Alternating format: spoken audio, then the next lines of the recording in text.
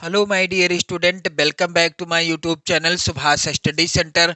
तो जितने भी मेरे प्यारे बच्चे 22 फरवरी को हिंदी विषय का पेपर देने जा रहे हैं, आप लोग ध्यान दीजिएगा। 22 फरवरी 2024 को हिंदी विषय का पेपर है।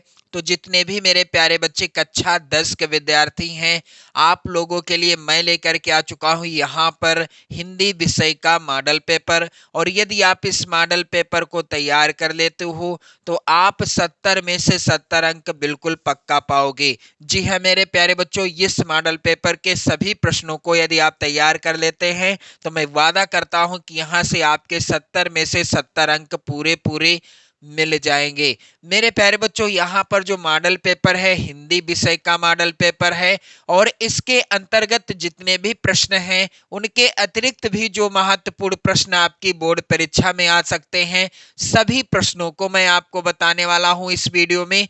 तो मेरे प्यारे बच्चों, जैसा कि आप सभी जानते हैं, पेपर का समय कितना रहेगा? आपके 3 घंटे 15 मिनट का समय रहेगा। पेपर का पूर्णांक रहेगा 70 अंकों का। और मेरे प्यारे बच्चों, यह पेपर है 801 ए कोड का, और 901 तो विषय का कोड होता है, जैसा कि आप सभी जानते ही हैं। नोट के अंतर्गत यहाँ पर कुछ दिए गए हैं महत्वपूर्ण बिंदु। जैसे पहला है, प्रारंभ के 15 मिनट परीक्षार्थियों को प्रश्न पत्र पढ़ने के लिए निर्धारित है। दूसरा है मेरे प्यारे बच्चों, प्रश्न पत्र 2 खंडों में, खंड आ एवं खंड बा में विभाजित रहेगा। मेरे प्यारे बच्चों, पेपर 2 खंडों में विभाजित रहेगा। खंड आ में 20 अंक के बहुविकल्पी प्रश्न दिए गए हैं। खंड आ के अंतर्गत 20 अंक के बहुविकल्पी प्रश्न होंगे। प्रत्येक प्रश्न 1 नंबर का होगा, और यदि आप इन 20 प्रश्नों का उत्तर सही तरीके से और सही उत्तर ओएमआर शीट में भर देते हैं तो आपके पूरे पूरे 20 नंबर पक्के हो जाएंगे। मेरे प्यारे बच्चों, खंड बा में 50 अंकों के वर्णनात्मक प्रश्न आपको देखने को मिलेंगे, जिनका उत्तर आपको कॉपी पर लिखना होगा, जिसको मैंने बता दिया है कैसे आपको बोर्ड परीक्षा की कॉपी पर लिखना है। मेरे प्यारे बच्चों, यहाँ पर आप लोग ध्यान दीजिएगा। इसके बाद अगला बिंदु है, यहाँ पर प्रत्येक प्रश्न के सम्मुख अंक भी दिए गए हैं कि कौन सा प्रश्न कितने अंक का है। तो मेरे प्यारे बच्चों, आप सभी से रिक्वेस्ट है कि आप इस मॉडल पेपर को जरूर तैयार कर लेना। यदि आप 70 में 70 अंक लाना चाहते हैं तो वीडियो को कंप्लीट देखिएगा, क्योंकि एक एक प्रश्न के साथ मैं आपको और भी महत्वपूर्ण प्रश्न बताता चलूंगा, जो आपकी बोर्ड परीक्षा 2024 के लिए सबसे ज्यादा इंपॉर्टेंट होंगे। मेरे प्यारे बच्चों, यहाँ पर आप देखोगे खंड आ के अंतर्गत जो बहुविकल्पी प्रश्न है, जिसके लिए 20 अंक निर्धारित हैं। पहला प्रश्न है, यहाँ पर आप लोग ध्यान देंगे, निम्नलिखित कथनों में से सही कथन की पहचान कीजिए। पहला कथन है, हजारी प्रसाद द्विवेदी एक ख्याति लब्ध कवि हैं। दूसरा कथन है, गोदान मुंशी प्रेमचंद का प्रसिद्ध महाकाव्य है। तीसरा कथन है मेरे प्यारे बच्चों, ममता कहानी के लेखक जयप्रकाश भारती हैं। और चौथा है कथन, संस्कृति के 4 अध्याय रामधारी सिंह दिनकर की कृति है। तो मेरे प्यारे बच्चों, इस प्रश्न का उत्तर क्या होगा, यानी इनमें से कौन सा कथन सही है? हजारी प्रसाद द्विवेदी एक ख्याति लब्ध कवि हैं, यह कथन गलत है। गोदान मुंशी प्रेमचंद का प्रसिद्ध महाकाव्य है, ये भी गलत है। मैं आपको यहाँ पर और भी जानकारी देना चाहूंगा, आप लोग वीडियो को बिल्कुल कंप्लीट देखिएगा। गोदान, गबन, निर्मला, रंगभूमि, कर्मभूमि, कर्म भूमि, और मेरे प्यारे बच्चों यहां पर आप लोग ध्यान दीजिएगा, सेवा सदन। गोदान, गबन, सेवा सदन, निर्मला, रंगभूमि, कर्मभूमि, ये सभी रचनाएं किसकी हैं? मुंशी प्रेमचंद जी की रचनाएं हैं। और यदि प्रश्न में आ जाता है किसी भी रचना से संबंधित कि गोदान किस विधा पर आधारित है, या गबन किस विधा पर, या निर्मला किस विधा पर, तो ये सभी रचनाएं उपन्यास हैं। किसके द्वारा लिखे गए उपन्यास हैं? मुंशी प्रेमचंद जी के द्वारा लिखे गए। मेरे प्यारे बच्चों, यहाँ पर आप लोग ध्यान दीजिएगा। तीसरा कथन है, ममता कहानी के लेखक जयप्रकाश भारती हैं, तो ये कथन भी गलत है क्योंकि ममता कहानी के लेखक कौन है? जयशंकर प्रसाद जी हैं। मेरे प्यारे बच्चों, प्रश्न यहाँ पर पहले का जो चौथा विकल्प है, संस्कृति के 4 अध्याय रामधारी सिंह दिनकर की कृति है, यही वाला कथन क्या है? सत्य है। प्रश्न संख्या 2 है मेरे प्यारे बच्चों, आकाशदीप और ममता कृति है किसके द्वारा लिखी गई? पहला है विकल्प हजारी प्रसाद द्विवेदी, दूसरा विकल्प मुंशी प्रेमचंद, तीसरा विकल्प यहाँ पर दिनकर, चौथा है विकल्प जयशंकर प्रसाद। तो आकाशदीप और ममता किसके द्वारा लिखी गई कहानियां हैं? यहाँ पर उत्तर हो जाएगा जयशंकर प्रसाद जी के द्वारा। तो आकाशदीप और ममता कृति के लेखक कौन हैं? इसका उत्तर होगा मेरे प्यारे बच्चों जयशंकर प्रसाद। यदि प्रश्न में पूछ लिया जाता है आकाशदीप और ममता ये दोनों किस विधा पर आधारित रचनाएं हैं, तो ये दोनों रचनाएं जयशंकर प्रसाद जी के द्वारा रचित कहानी विधा पर आधारित रचनाएं हैं। प्रश्न संख्या 3 है मेरे प्यारे बच्चों, वेरी इंपॉर्टेंट, शुक्ल युग की समयावधि क्या है या समय सीमा क्या है? मेरे प्यारे बच्चों, आप सभी से रिक्वेस्ट है कि आप लोग वीडियो को लास्ट तक देखिएगा। चैनल पर यदि आप नए हैं तो चैनल को भी सब्सक्राइब कर लीजिएगा। इसी तरह के मॉडल पेपर के द्वारा और मॉडल पेपर को फुल सॉल्यूशन के साथ मैं आपके लिए लेकर आता रहूंगा, ताकि आप 22 फरवरी 2024 को हिंदी विषय के पेपर में अच्छा स्कोर कर सको। मेरे प्यारे बच्चों, यहाँ पर आप लोग ध्यान दीजिएगा, पहला यहाँ पर प्रश्न दिया गया है। पहले मेरे प्यारे बच्चों, प्रश्न संख्या 3 क्या है? शुक्ल युग की समयावधि क्या है? तो पहला है विकल्प सन 1900 ईस्वी से 1920 ईस्वी तक, दूसरा विकल्प है सन 1925 ईस्वी से 1940 ईस्वी तक, तीसरा है विकल्प सन 1919 ईस्वी से 1938 ईस्वी तक, और चौथा विकल्प है सन 1850 से 1900 ईस्वी तक। तो शुक्ल युग की समय सीमा क्या है? मैं आपको बता दूं, किसी न किसी युग की समय सीमा से संबंधित एक प्रश्न आपकी बोर्ड परीक्षा में 100% पूछा जाएगा। तो मेरे प्यारे बच्चों, इस प्रश्न का उत्तर क्या हो जाएगा? सन 1919 ईस्वी से 1938 ईस्वी तक के बीच का समय शुक्ल युग के अंतर्गत आता है। मेरे प्यारे बच्चों, प्रश्न संख्या 4 है यहाँ पर, वेरी इंपॉर्टेंट, हिंदी का प्रथम नाटक माना जाता है। दिए गए विकल्पों में से किसे हिंदी का प्रथम नाटक माना जाता है? क्या नहुस को, चंद्रगुप्त को, या हरिश्चंद्र को, या इनमें से कोई नहीं? तो नहुस को हिंदी का प्रथम नाटक माना जाता है। और आप लोग आंसर बताइएगा कमेंट करके कि नहुस नाटक के लेखक कौन है, यानी रचनाकार कौन है। प्रश्न संख्या 5 है मेरे प्यारे बच्चों, नीड़ का निर्माण फिर किस विधा की रचना है? क्या यह आत्मकथा विधा पर आधारित है, या उपन्यास विधा पर, या निबंध विधा पर, या कहानी विधा पर? तो मेरे प्यारे बच्चों, नीड़ का निर्माण फिर किस विधा की रचना है? इस प्रश्न का उत्तर हो जाएगा यह आत्मकथा विधा पर आधारित रचना है। यदि पूछ लिया जाता है नीड़ का निर्माण फिर के लेखक कौन हैं, नीड़ का निर्माण फिर के लेखक कौन हैं, तो हरिवंश राय बच्चन। आप लोग ध्यान देंगे, हरिवंश राय बच्चन नीड़ का निर्माण फिर के लेखक हैं। मेरे प्यारे बच्चों, यहाँ पर आप लोग ध्यान दीजिएगा, नीड़ का निर्माण किस विधा पर आधारित है? आत्मकथा विधा पर आधारित रचना है। प्रश्न संख्या 6 है मेरे प्यारे बच्चों, तार सप्तक के संपादक कौन हैं? पहला विकल्प है मेरे प्यारे बच्चों महादेवी वर्मा, दूसरा विकल्प है श्याम नारायण पांडे, तीसरा है विकल्प निराला, और चौथा विकल्प है अज्ञे। सही विकल्प यही है क्योंकि अज्ञे जी ने ही सन 1943 ईस्वी में तार सप्तक का संपादन किया था। प्रश्न संख्या यहाँ पर 7 है मेरे प्यारे बच्चों, वेरी वेरी इंपॉर्टेंट, साकेत किस युग की रचना है? क्या यह भारतेंद्र युग की रचना है, या द्विवेदी युग की, या प्रगतिवादी युग की, या फिर मेरे प्यारे बच्चों छायावादी युग की? तो साकेत जो है यह किस युग की रचना है? इस प्रश्न का उत्तर होगा मेरे प्यारे बच्चों साकेत द्विवेदी युग की रचना है। और द्विवेदी युग आप लोग ध्यान दीजिएगा, द्विवेदी युग में जो बहुत ही ज्यादा महत्वपूर्ण कवि हुए हैं जिनका नाम है मैथिली शरण गुप्त, उनके द्वारा ही साकेत रचना लिखी गई है। यानी साकेत के रचनाकार कौन है, लेखक कौन है? मैथिली शरण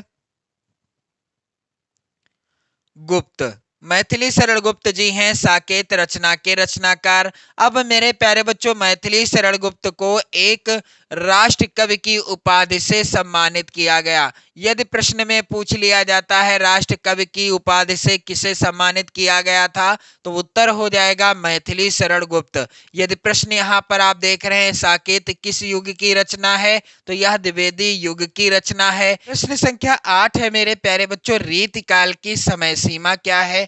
पहला है विकल्प सन 1600 से 1616 ईस्वी तक।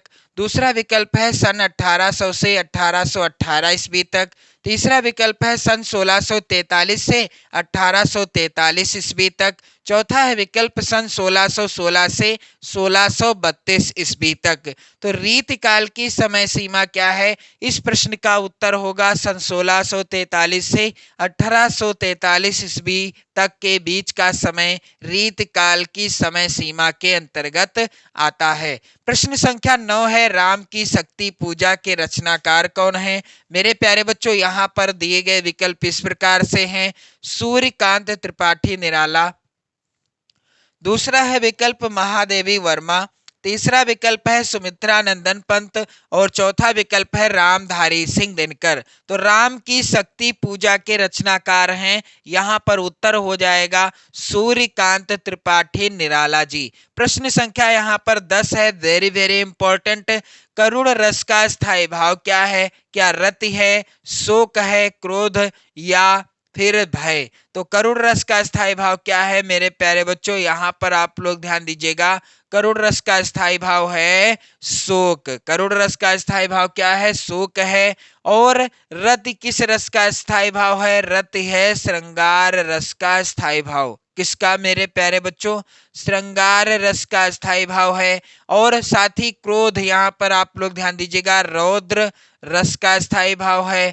और यहाँ पर शोक किस रस का स्थायी भाव है? करुण रस का स्थायी भाव है। हास है हास्य रस का स्थायी भाव। तो प्रश्न संख्या 11 है मेरे प्यारे बच्चों, पीपर पात सरिस मन डोला में कौन सा अलंकार है? क्या रूपक अलंकार है, उत्प्रेक्षा अलंकार है, श्लेष अलंकार है या फिर उपमा अलंकार है? तो मैंने आपको बताया था जहां पर एक वस्तु की दूसरे वस्तु के साथ या एक व्यक्ति की दूसरे व्यक्ति के साथ समानता या तुलना की जाती है समान गुणधर्म के आधार पर, वहां पर होता है मेरे प्यारे बच्चों उपमा अलंकार। अब पीपर पात सरिस मन डोला में मन की तुलना किसके साथ की जा रही है? पीपल के पत्ते के साथ की जा रही है, इसलिए यहाँ पर कौन सा अलंकार है मेरे प्यारे बच्चों? उपमा अलंकार है। अब यहाँ पर प्रश्न संख्या 12 है, रोला छंद के प्रत्येक चरण में कितनी मात्राएं होती हैं? तो रोला छंद के प्रत्येक चरण में क्या 16 मात्राएं होती हैं, 20 मात्राएं होती हैं या 24 या 28? तो रोला छंद के प्रत्येक चरण में 24 मात्राएं होती हैं। और रोला छंद कितने चरण का होता है? यानी रोला में कितने चरण होते हैं? तो 4 चरण होते हैं मेरे प्यारे बच्चों। प्रश्न संख्या 13 है यहाँ पर, सुन के वट के बैन प्रेम लपेटे अटपटे बिहसे करुणा ऐन चितई जान की लखन तनु। तो यहाँ पर आप लोग को बताना है कि ये है क्या? क्या है ये? सोरठा है, रोला है या सवैया है या कुंडलिया है? उत्तर क्या हो जाएगा? सोरठा। सुनि केवट के बैन प्रेम लपेटे अटपटे बिहसे करुणा ऐन चितई जानकी लखन तनु। ये है मेरे प्यारे बच्चों सोरठा छंद का उदाहरण। प्रश्न संख्या 14 है, यहाँ पर उपदेश शब्द में प्रयुक्त उपसर्ग क्या है? क्या ह्रस्व आ यानी छोटा आ है या छोटा ऊ है या यहाँ पर अन है या उप है? तो यहाँ पर उपदेश लिखा हुआ है। अब उपदेश लिखा लिखा हुआ है मेरे प्यारे बच्चों, और इस उपदेश में मूल शब्द क्या है? देश है। उपसर्ग हमेशा आगे लगते हैं, तो यहां से आप देख सकते हैं देश के आगे क्या जोड़ दिया गया है? उपसर्ग जोड़ दिया गया है। और क्या नया शब्द बनकर आया है? उपदेश शब्द बनकर आ चुका है। तो मेरे प्यारे बच्चों आप लोग ध्यान दीजिएगा, यहाँ पर इस प्रश्न का उत्तर क्या होगा? उपदेश शब्द में प्रयुक्त उपसर्ग कौन सा है? उपसर्ग है। प्रश्न संख्या 16 है मेरे प्यारे बच्चों, खीर का तत्सम रूप क्या होगा? तो यहाँ पर इस प्रश्न का उत्तर हो जाएगा, आप लोग ध्यान दीजिएगा, खीर का तत्सम रूप हो जाएगा यहाँ पर छीड़ हो जाएगा। क्या हो जाएगा? छीड़ हो जाएगा, या छीर होगा, या छीर, या खीन। तो यहाँ पर उत्तर क्या होगा इस प्रश्न का मेरे प्यारे बच्चों? यहाँ पर छीर हो जाएगा राइट आंसर। प्रश्न संख्या 17 है मेरे प्यारे बच्चों, गंगा का पर्यायवाची क्या है? तो यहाँ पर आप लोग ध्यान देंगे, इसका उत्तर हो जाएगा सुरसरिता। प्रश्न संख्या यहाँ पर 18 है, काफी ज्यादा इंपॉर्टेंट। युष्मत की विभक्ति एवं वचन बताइए। तो यहाँ पर इस प्रश्न का उत्तर होगा मेरे प्यारे बच्चों, आप लोग ध्यान दीजिएगा, युष्मत की विभक्ति एवं वचन बताइए। उत्तर हो जाएगा पंचमी विभक्ति बहुवचन। प्रश्न संख्या 19 है, वाक्य के कितने तत्व हैं? तो विकल्प इस प्रकार से हैं, पहला है 8, दूसरा विकल्प 7, तीसरा विकल्प 5, चौथा विकल्प 4। तो वाक्य के कितने तत्व हैं? इस प्रश्न का उत्तर हो जाएगा वाक्य के 4 तत्व होते हैं। प्रश्न संख्या 20 है मेरे प्यारे बच्चों, आप लोग ध्यान दीजिएगा, यहाँ पर क्रिया के जिस रूपांतर से वाक्य में कर्म की प्रधानता का बोध होता है वह क्या कहलाता है? वह कहलाता है कर्मवाच्य। अब इसके बाद खंड बा में जो वर्णनात्मक प्रश्न आएंगे जिसके लिए 50 अंक निर्धारित किए गए हैं। अब यहाँ पर जो पहला गद्यांश है ये लगातार बोर्ड परीक्षा में आता रहा है। गद्यांश है मेरे प्यारे बच्चों, कुसंग का ज्वर सबसे भयानक होता है। यह केवल नीति और सद्वृत्ति का ही नाश नहीं करता बल्कि बुद्धि का भी क्षय करता है। किसी युवा पुरुष की संगत यदि बुरी होगी तो वह उसके पैरों में बंधी चक्की के समान होगी जो उसे दिन दिन अवनति के गड्ढे में गिराती जाएगी, और यदि अच्छी होगी तो सहारा देने वाली बाहु के समान होगी जो उसे निरंतर उन्नति की ओर उठाती जाएगी। मेरे प्यारे बच्चों पहला प्रश्न है यहाँ पर, प्रस्तुत गद्यांश का संदर्भ लिखिए। तो मैं आपको बता देना चाहता हूँ कि यह जो गद्यांश है किस पाठ से लिया गया है मेरे प्यारे बच्चों? यहाँ पर मित्रता शीर्षक पाठ से लिया गया है और लेखक हैं आचार्य रामचंद्र शुक्ल जी। दूसरा प्रश्न है, रेखांकित अंश की व्याख्या कीजिए। तो जो रेखांकित अंश होगा उसी की व्याख्या करनी है। तीसरा प्रश्न है, कुसंग का ज्वर व्यक्ति के जीवन पर क्या प्रभाव डालता है, या कुसंग का व्यक्ति के जीवन पर क्या प्रभाव होता है। यहाँ पर इस तरह का प्रश्न जो आएगा इसका उत्तर आपको कहाँ मिलेगा? यहाँ पर जो गद्यांश है इसी में मिल जाएगा। फिर अथवा में एक और गद्यांश है, यहाँ पर हिंदी में प्रगतिशील साहित्य का निर्माण हो रहा है। यह किस पाठ से है? क्या लिखूं? आप लोग ध्यान दीजिएगा, क्या लिखूं शीर्षक पाठ से है। और इस पाठ के लेखक कौन है मेरे प्यारे बच्चों? आप लोग ध्यान दीजिएगा, पदुमलाल पुन्नालाल पदुमलाल पुन्नालाल बख्शी। पदुमलाल पुन्नालाल बख्शी जी हैं इस पाठ के रचनाकार। इसके बाद प्रश्न संख्या 2 है, यहाँ पर दिए गए पद्यांश पर आधारित 3 प्रश्नों का उत्तर दीजिए। 6 नंबर का प्रश्न पूछा गया है। पहला है यहाँ पर पद्यांश, ऊधो मन न भये 10-20, एक हु तो सो गयो श्याम संग को अवराधे ईश। यह लिया गया है पद शीर्षक पाठ से, और पद शीर्षक पाठ के रचनाकार हैं सूरदास जी। क्योंकि पहला प्रश्न है पद्यांश का, उपयुक्त पद्यांश का संदर्भ लिखिए। तो यहाँ पर पद्यांश तो आपको लिखना ही लिखना है, आपको पाठ का नाम और रचनाकार का नाम जरूर लिखना पड़ेगा। अथवा में है यहाँ पर आप लोग ध्यान दीजिएगा, वेरी इंपॉर्टेंट पद्यांश, सहेवार परिवार अंत तक लड़ी बीर बालासी, आहुति सी गिर चढ़ी चिता पर चमक उठी ज्वालासी। बढ़ जाता है मानवीर का रण में बलि होने से, मूल्यवती होती सोने की भस्म यथा सोने से। रानी से भी अधिक हमें अब यह समाधि है प्यारी, यहाँ निहित है स्वतंत्रता की आशा की चिनगारी। मेरे प्यारे बच्चों, यह लिया गया है किस पाठ से? झांसी की रानी की समाधि पर। झांसी की रानी की समाधि पर आप लोग ध्यान देंगे, झांसी की रानी की समाधि पर शीर्षक पाठ से लिया गया है। और इस पद्यांश के रचनाकार यानी इस पाठ के रचनाकार हैं सुभद्रा कुमारी चौहान जी। कौन है रचनाकार? सुभद्रा कुमारी चौहान जी हैं। मेरे प्यारे बच्चों, यहाँ पर आप लोग ध्यान दीजिएगा। अगला है यहाँ पर प्रश्न, आप देख सकते हैं प्रश्न संख्या 3। दिए गए संस्कृत गद्यांश में से किसी एक का संदर्भ सहित हिंदी में अनुवाद कीजिए। तो यहाँ पर 5 नंबर आपको मिलेंगे। तो पहला है यहाँ पर गद्यांश, इयम नगरी विविध धर्माणाम संगम स्थली। तो यह नगरी विविध धर्मों की संगम स्थली है। और यह जो है गद्यांश लिया गया है किस पाठ से? वाराणसी शीर्षक पाठ से। पहला जो गद्यांश है मेरे प्यारे बच्चों, वाराणसी शीर्षक पाठ से रचित है। और अथवा में जो गद्यांश है यह भी वेरी इंपॉर्टेंट है मेरे प्यारे बच्चों। अस्माकं संस्कृति सदा गतिशीला वर्तते, यह गद्यांश लिया गया है भारतीय संस्कृति शीर्षक पाठ से।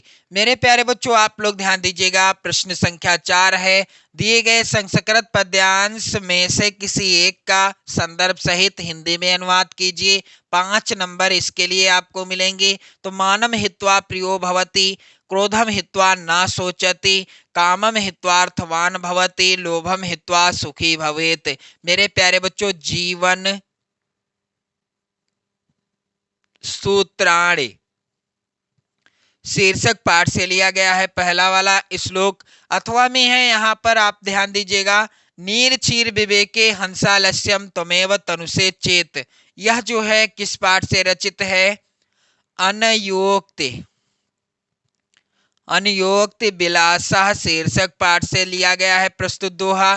तो मेरे प्यारे बच्चों, प्रश्न संख्या 5 जो कि ऐसा आएगा, अपने पठित खंड काव्य के आधार पर निम्नलिखित प्रश्नों में से किसी एक का उत्तर दीजिए। 3 नंबर का प्रश्न होगा। और प्रत्येक खंड काव्य से यहाँ पर आप देख पा रहे होंगे 2-2 प्रश्न हैं। आपको जो भी जिले में आपके खंड काव्य निर्धारित है उसमें से किसी एक प्रश्न का आपको उत्तर करना होगा। 2 प्रश्न होंगे, किसी एक प्रश्न का उत्तर आपको करना होगा। तो आप लोग कमेंट करके बताओ कि आप किस जिले से हैं चैनल पर। प्रश्न संख्या 6 का है, दिए गए लेखकों में से किसी एक लेखक का जीवन परिचय लिखते हुए उनकी प्रमुख रचना का उल्लेख कीजिए। तो 5 नंबर का प्रश्न यह भी आएगा।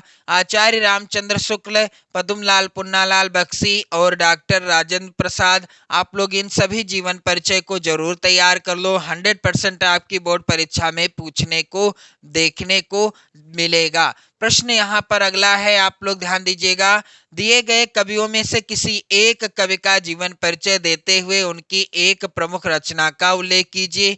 5 नंबर का यह भी प्रश्न है। और सूरदास, सुमित्रानंदन पंत, तुलसीदास, इन सभी कवियों में से किसी एक कवि का जीवन परिचय आपको लिखना है। 5 नंबर आपको मिल जाएंगे। और इन सभी कवियों का जीवन परिचय आप सभी लोग तैयार कर लो, क्योंकि ये बोर्ड परीक्षा 2024 के लिए 100% इम्पोर्टेंट है।